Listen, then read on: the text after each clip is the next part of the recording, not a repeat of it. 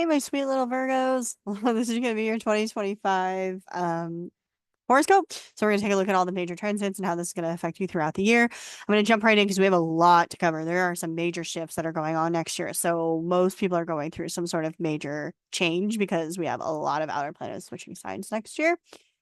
So we start the year off with a Mars retrograde. It starts the year off with a Mars retrograde in Leo, which quickly re-enters Cancer, where it will stay until April 18th. However, it will then cross back over the same space in which it went retrograde. So we really are going to feel this one until May or June. So like the first half of the year is really going to be affected here. Now, since it does start off in your 12th house here, this really tells me that you need to rest. And that's no surprise, Virgo. You always do this to yourself. I know you guys are really great workers, but you guys have like really just overdone it recently. I think a lot of you guys are going to feel some physical and mental unwellness because of overworking. And a big reason for this is because it's this Mars that is retrograde is opposing Pluto while it's going through that retrograde. So it's causing a lot of tension here. So some of you guys might also have tension too then with like coworkers or people at work or clients or something like that. I'm just really getting that there can be a lot of strain on your well-being because of the demands that are on you. And so that's just a general common theme that I've seen from you last year as well, with Saturn going through Pisces and opposing you. Unfortunately, I know you had a pretty tough year there through 2024 also, especially in regards to kind of like relationships or being able to rely on others and all that good stuff.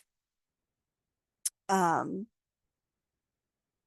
Sorry, I was just switching something over. Um, that said, I also get the feeling that there's some pent-up anger that you have here because when Mars is in the 12th house, that usually does suggest that there's some repressed frustration and anger. Okay. So I do feel like maybe in your case, this repressed anger is about all of these like unfair situations that you feel like you've been in. I think that this is a really common theme that I see for you is kind of feeling like things have been very unfair to you or like people haven't really been there for you. You've been kind of lonely here, I think, as well. I just get that partnerships and agreements and things like that are really just not going your way since last year, and you're feeling that even here into 2025 as well. And this is presenting itself in a situation now where it's starting to affect your mental health, frankly. And I'm not just talking about partnerships and like romantically, I just mean that you are doing a lot more than you're getting in return, is really the feeling that I get. I think that this anger that you have is going to spill over and become a lot more public once this Mars moves into the 11th house, which it will do there on the 6th even. So it'll be in there all the way to April. And then or until March 27th. And then it will be in your 12th house again, right? So it's like it's going back and forth with this theme, but I think from January to April you're extra like uh expressing that you're mad at people, okay? I think that you are going to find yourself very busy throughout the beginning of the year, but it's with a lot of unfair sort of situations that really burn you out and make you more frustrated. You also should be aware that the first half of the year, I see a lot of haters here for you. So you can have a lot of friends that are actually frenemies, okay?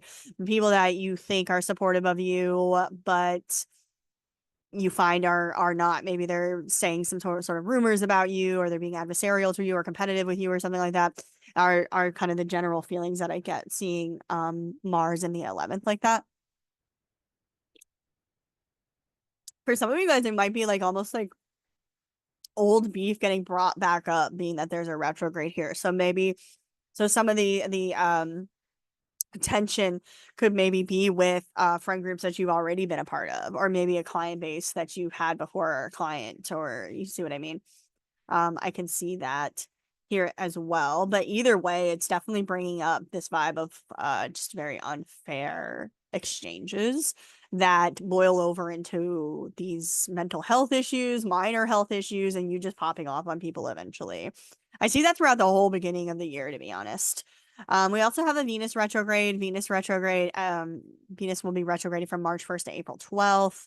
Um, as well. Oh, I'm sorry that Mars retrograde, I read the wrong day for you guys. It re-enters Leo April 18th, not March 27th.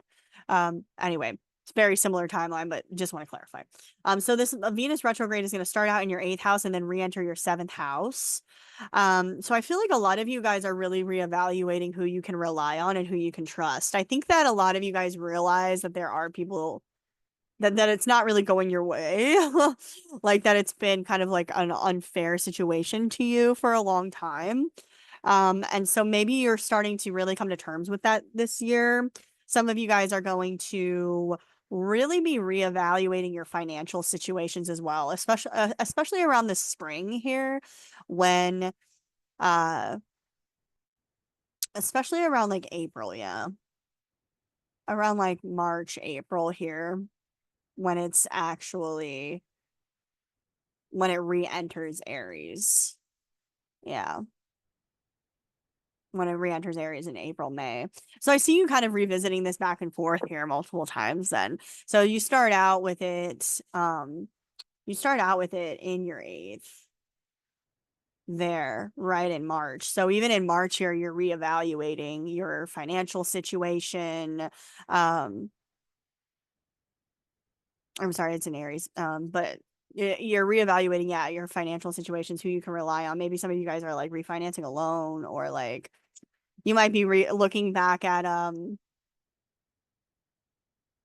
like who owes what when it comes to a spouse's income. Maybe there are shifts around a spouse's income. Some of you guys might be trying to kind of nail down an inheritance payout of some kind. I think a lot of you guys might have a spouse's income kind of drop off, or feel like people that you have been able to rely on are kind of backing off again here with you as well. And that unfortunately kind of goes on all year for you. Um, I would say overall be very cautious regarding spending here, and just understand that um I don't really see this being a good year for you when it comes to being able to rely on others financially. I'm just gonna say it straight up. So, you're gonna want to make sure that you got you straight. I really think this is a year where you need to stop being a slave and start prioritizing yourself, is really where I'm gonna go with this. Okay. I think a lot of you guys are just like overdoing, overspending, over promising. And it is just it's burning you out into a point that is just not gonna work. Okay. And I think that's what a lot of you guys are realizing extra throughout this year, is you start moving into a space where you're starting to prioritize making the right connections more so. Okay. Now we also have 3 Mercury retrogrades throughout the year. We always have 3. These are going to be primarily fire signs, which are your 4th, 8th, and 12th houses. So this is going to be a lot of internal development for you this year. A lot of you guys are going to be, yeah, revisiting your subconscious mind, revisiting bad habits, revisiting and restructuring finances, like shared finances, shared resources. I think a lot of you guys, yeah, are going to dig deep into, or it would be a good year for you to dig deep into your inner psychology, your early childhood, even past lives here, and how that plays a role in the psychological makeup that you have, which is causing you to choose these situations. So there's some underlying blockage that you have within you that is causing these unfair situations to transpire. And I think this is a really good year for you to get to the bottom of what that is, especially the first half of especially around like April, May, when Mars goes back into the 12th house here. Um as well. Now, of course, we have Saturn and Neptune switching signs also. They were in Pisces throughout 2024, but they will both enter Aries this year. Neptune will enter Aries on March 30th, Saturn on May 20th. They will both meet up in the sky in what is called a conjunction on June 15th as well. What's interesting though is that they dance back and forth. So they're actually going to retrograde out of this and back into Pisces and re-enter again in 2026. So whatever you're going through in this regard this year is going to repeat again in 2026. Okay. So just a heads up. So for you, this is happening in the 8th house. Um, I think a lot of you guys are feeling like you're dealing with a major loss this year, okay? I think you're gonna feel that, especially from the middle to the end of the year. So a lot of you guys, this could be a lot of different things. It depends on your individual natal chart, right? Some of you guys are gonna get swindled out of some money, okay? Some of you guys are gonna see a spouse's income just totally drop off, or maybe you have a major breakup, okay?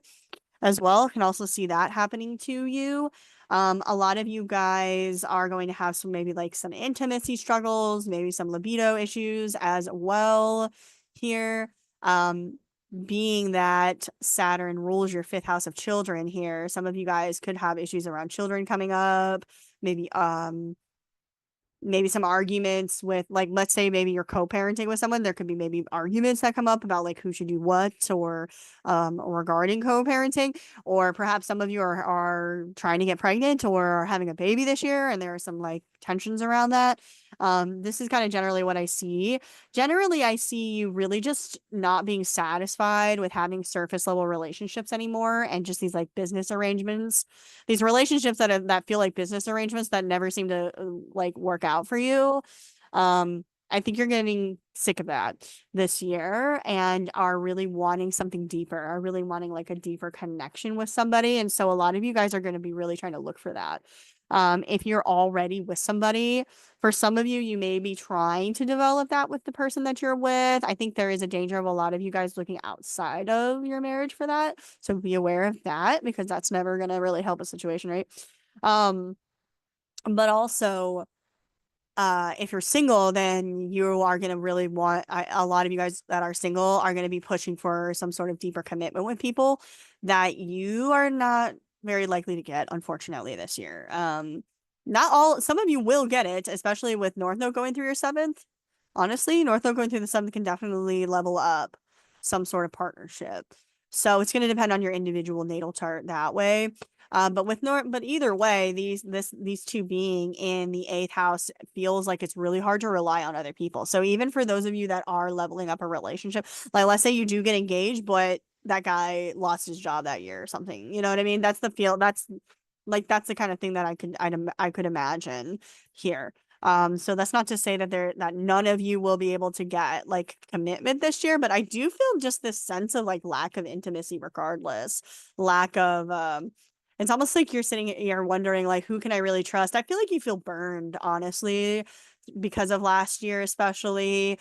I think you just feel like a little bitter, like things have not really worked out your way or have been very unfair to you, which is true, honestly. I think that things have been really unfair for Virgos actually last year. And you've just like gone through these losses and difficulties and grinding and all this crap, and for what? For people to just be taking advantage of you. And this is making you feel a little like I feel like you are a little bit more jaded this year, uh like you're afraid maybe sometimes to trust people or are wondering who you can trust. And I think that actually it might not be a bad place for you to be entirely, because these two in the eighth house can mean you getting swindled out of money by somebody. Okay. So and definitely be very aware of that. Um, but you do have North Node going through your seventh, and that can prove to be positive for relationships, but we'll talk about that more at the end.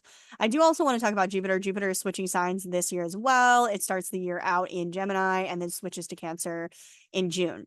Now Jupiter was in Gemini for most of last year also, so you already know what this is like. Jupiter has been in your 10th house for a bit.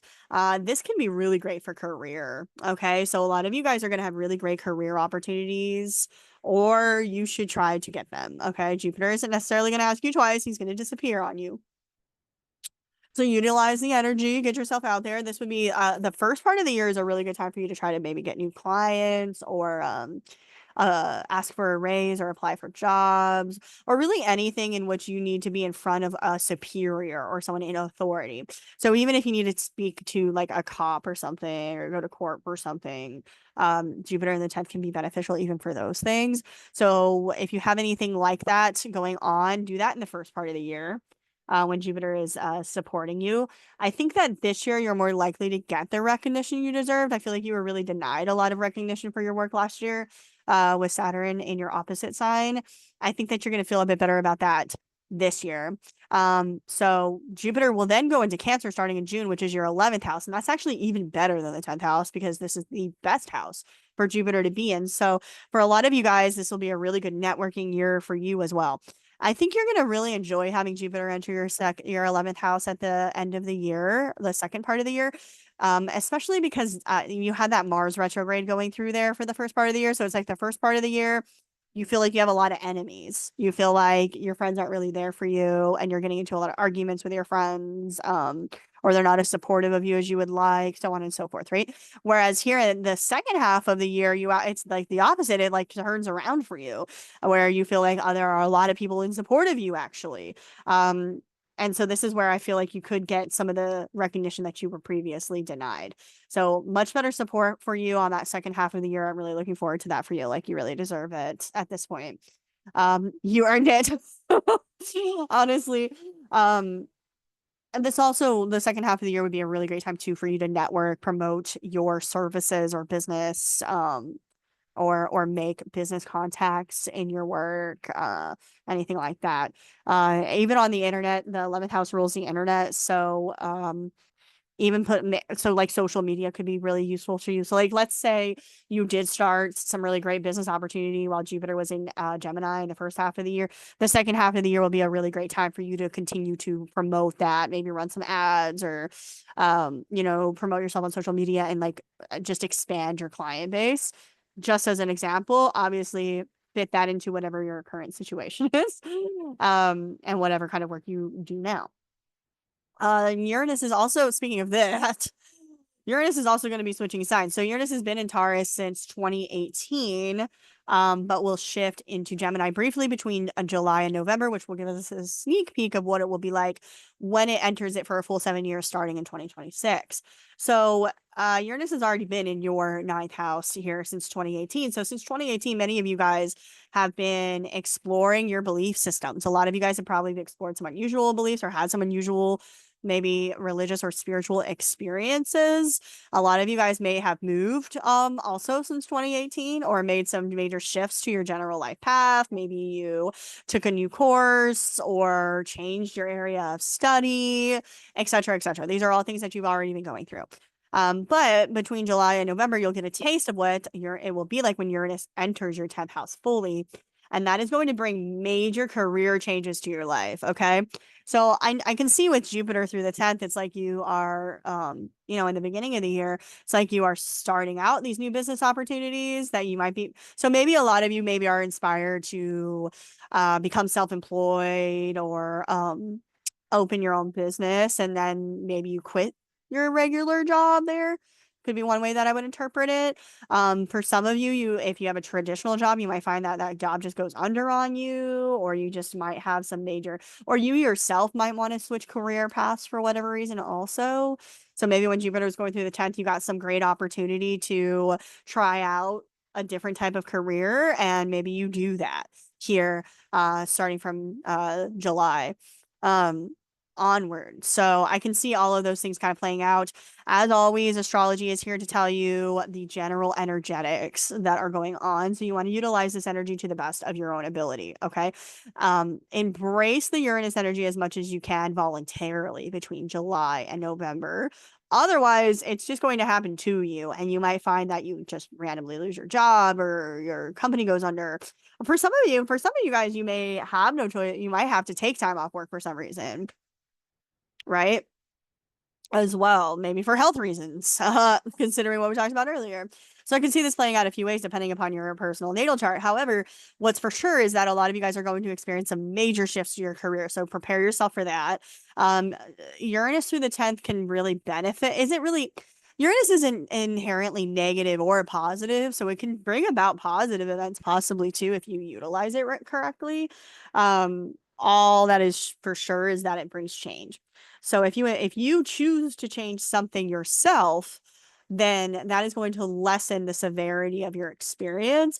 Uranus through the 10th really favors any kind of career change that you want to do, like I said, becoming self-employed or starting your own business, especially if it is in a scientific field, a holistic field like astrology or Reiki or something, or online as well. So really good year for you to focus on like promoting yourself online or remotely. I could see that going really well for you during that time also.